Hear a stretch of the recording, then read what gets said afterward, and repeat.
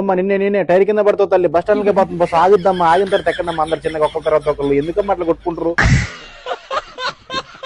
ఎవరైనా ఉంటే ఇప్పుడే దిగాలమ్మా, గడిగడికైతే బస్ ఆగుతుంది, బస్ స్టాప్ లోనే బస్ ఆగుతుంది. మళ్ళీ నేను తర్వాత ఏం చేయాలి? ఓ తల్లి, ఈ మూట నీదేనా? మరి నువ్వు సక్క దిగిపోయి నీ మూట ఎవరు తీసుకురావాలా?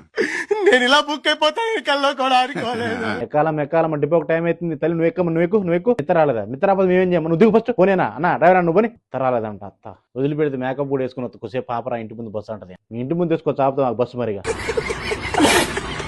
అమ్మ పిల్లని మీద కూర్చోబెట్టుకోరాదు, అమ్మ ఆయన కూర్చుంటాడు.